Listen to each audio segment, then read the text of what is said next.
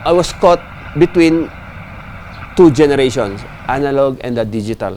It gave me a kind of self-fulfillment in that way, in as far as media is concerned.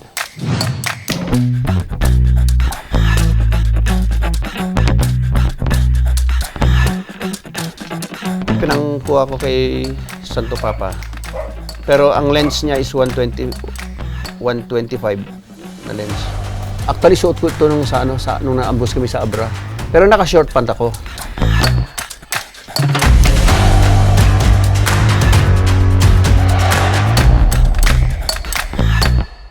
Paano ako naging start sa media?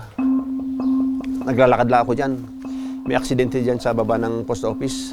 Yung truck natumba, punong-puno ng repolyo, natumba niya yung taxi.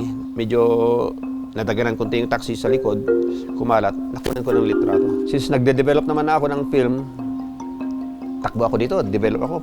Sinara ko yung CR kasi wala akong darkroom eh. Close lahat. Film, 5x7. Dinala ko sa Gold Ore. Doon ako nagsimula.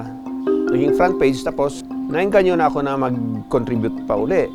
Ito yung nagdala sa akin sa pagiging journalist. At saka yung Nikon. Ito naman, Nikon F3. Nasa PIA na ako.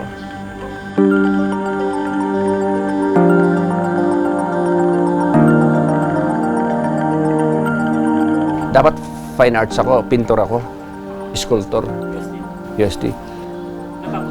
Natapos ko. Graduate ako ng 82. Nag-workshop ako sa UP Film Center, kaya na-involve ako sa cinema. Ganito yung camera namin. Ganyan. Super 8, High 8. Ito yung dinonate ni Mike De Leon. Ito. At saka itong mga itong editing Tapos meron siyang ito. Pag-edit ng film, ito yung cut eh. Dito pinuputol eh.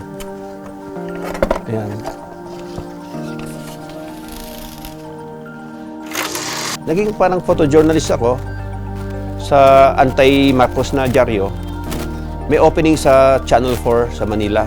Marcos time pa rin. Parang may portfolio na ako na ipapakita na, oops, nag-e-edit na ako ng film. Sabi sa Channel 4, but this is video. It's kind of different. You work under pressure. So yung mag-e-edit ka under pressure, talaga 5 minutes, kailangan makagawa ka ng 30 seconds na assembly. Tapos, EDSA Revolution, ang ganda ng trabaho ko doon, nag-e-edit ako. Although, utusan ako na pag-e-edit sa mga simple na 1 minute na ibibigay na tape galing sa abroad, kakuha lang ako ng mga 15 seconds, mga gano'n. Ginagamit sa newscast.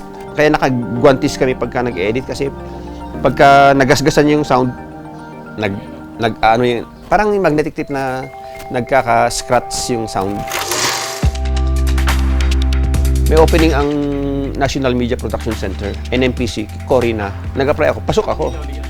Nakasama ako sa grupo ni Balweg, naambus kami sa Abra. Liblib yun eh. So may convoy kami, 3 sasakyan. Pumunta kami sa isang, parang lang naman, barrio fiesta. Pero baryo talaga. Siyempre may mga tungtungan ng mga elders. Nandun yung mga sina Father Bruno Ortega na kasama ni Balweg na SVD na pare. Sinasabi yung mga pangarap sa Cordillera, yung panag-autonomy, panag-charter ng own destiny, yung mga ganon, na hindi na under ng Malacanang o under ng Manila. Yung mga sinasagaw ng mga NPA na agkay-kay sa... Pero ito naman is with the support of the government. At kai-split pala ng Balweg at saka si NPA noon. Kumbaga, naging kaaway na sila. Si Balweg, kumampi na sa government, yung NPA, rebelde pa rin sila, kay Joe Masison pa rin sila. So yun, yung na-ambush, 8 sa amin ang namatay. Ito, marami akong collections ng galing sa mga DJ. Actually, inaamag na rin, kinakalawang na rin yung aking console.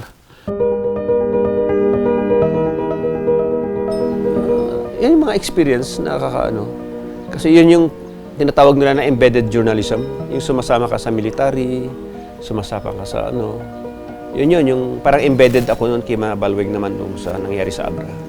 And parang ina-enjoy ko na rin eh. Sabi ko, tsaka binata ako eh. Tapos, ang kwan ko kasi, makakakuha ako ng mga magagandang photos, magagandang kwento. So parang part of my adventure.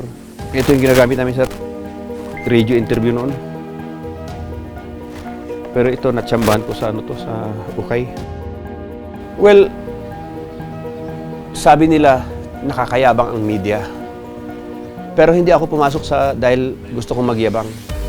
Gusto kong pumasok sa media para magkaroon ako ng portfolio. Ako kasi pintor eh. Gusto kong maging pintor, pero na-realize ko na ang pagiging pintor ay gutom. Nung bata ako, parang inisip ko na gaganyan-ganyan ako ng balbas, nagpipinta-pinta na parang Michelangelo ba na ganyan-ganyan. Pero hindi pala ganun. Ang pagiging pintor pala ay magsisikip ka ng sinturon.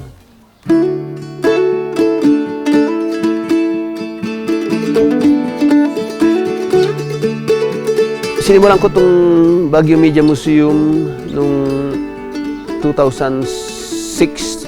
Hindi ko naman pinangarap na magkaroon ng Media Museum. Nakatulong siguro yung marami akong na-acquire na ganito, mga projector, typewriter, camera. Dumating ako sa puntong ang dami ko ng items, yung iba nakakahon na lang. Ito yung sinasabi ko na Umatic. Ito, inaamag na. Pero ano lang to, 20 minutes lang ito. Maraming donations, kulang itong space. Parang naghahanap ako ngayon ng makaka-partner. It's really to impart to the new generation the thing that we used to do in the past. Ito, gamit ko. PD-150 ito. Hindi ka. VX. Kami sa media naman is parang self-contentment. We do not earn a badge. Hindi kami parang military na pag sa military kami, badge ka, di ba? So, in that span of years, masasabi ko na merong may kukwento ko sa aking apo na, oops, na-meet ko yan. Na-meet ko yung Commodore na yan. The sense of fulfillment and personal narrative are part of the story. Habang ako'y buhay, parang maaalala ko yung mga kwento ko na napagdaanan ko.